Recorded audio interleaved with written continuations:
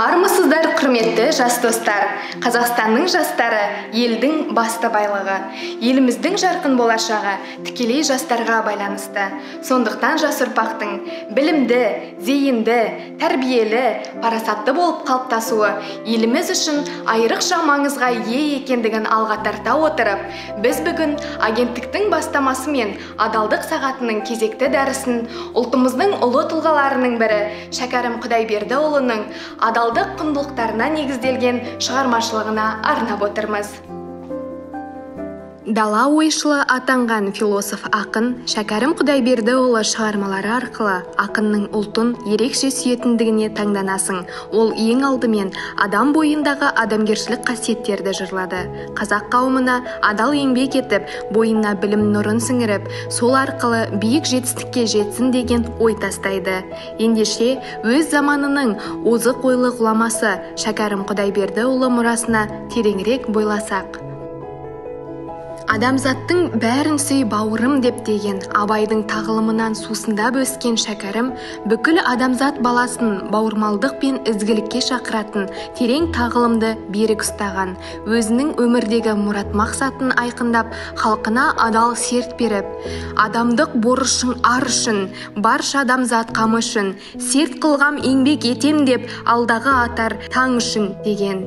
Бәріне қанағат қылда адал еңбек қыл деген ақын өсиеті бүгінде өзектілігін жойған жоқ.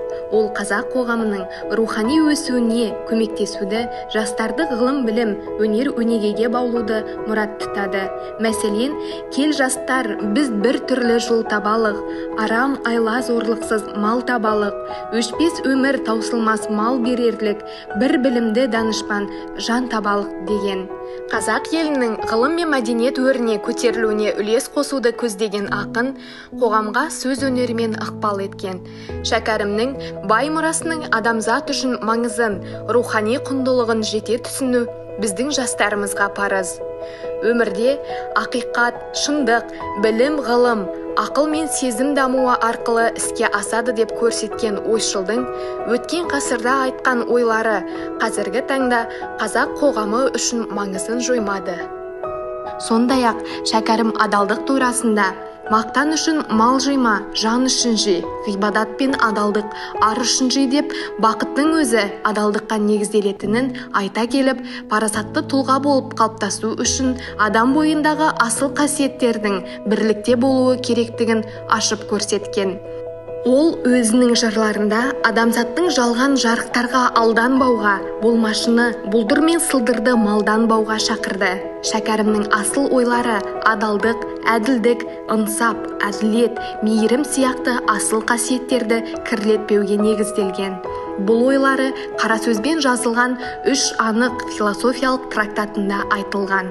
Адам ақиқатты бас көзімен көрмейді, ақыл көзімен көреді. Ұждан дегеніміз ынсап, әділет, мейірім. Шәкәрім өз шығармаларында ар білімі деген терминді қолданған.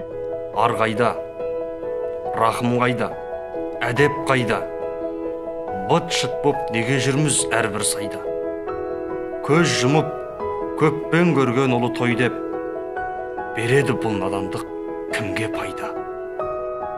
Шәкәрім өлеңдерін зер сала оқысақ, ар ұғымына адалдық, парасаттылық құндылықтарын дәріптеуге көп мән бергенін келесі өлең жолдарынан байқаймыз. Арсыз адам, асығыс айлагерлік, мұның бәрі шайтанның досы болмақ. Арманым байлық, мансап мақтан емес, аты зор, аты ұлы емес, адам ұлы. Ар жеңіп шығады адамның қарасын, адал еңбек, ақ жүрек берер шешіп, таза ақыл қосылса, әлімнің таласын. Иә, Шәкәрімнің адалдық, қанағатшылдық, білімге құштарлық жайлы жазған өлеңдері атқарылар әр істің негізгі өзегіне айналып отыр.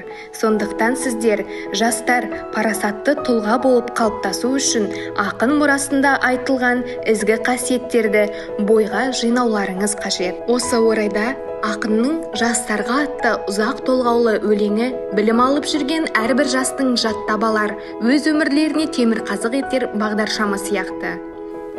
Байладым белді бекем буайын деп, жүректі адалдықпен жуайын деп, талпынған мақсат іздеп мақұрым қалмас, адамдық ғылым жолын қуайын деп.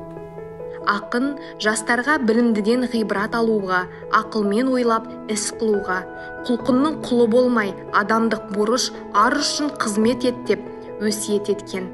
Жастарым, құмар болма көрінгенге, жас күнде бойды үйретпе ерінгенге, ғылым тап, жас күніңде буын қатпай, басында байқамассың дәмін татпай. Менің көрген жайымды сендер білсең, ғылым үшін жүрерің тыным таппай. Адамдық борышың халқыңа еңбек қыл. Ақ жолдан айнымай, ар сақта, оны біл. Талаптан да ғылыммен өнер үйрен. Білімсіз, өнерсіз болады ақыл тұл. Сонымен қорыта келе, ардақты тұлға, шырайлы шығыс елінің тумасы шәкәрімнің асыл сөздерімен бүгінгі адалдық сағатында таныстыңыздар. Қазіргі өркениетті заманда да өз құндылығын жоймаған шәкәрім өсиеті баршамыздың жан дүниеміздің айнасы болуы қажет. Сондықтан жас достар, ішкі жан дүниемізді байытып, ар иманымызды таза ұстауға талаптанайық. Келесі кездескенше қош сау болыңыздар.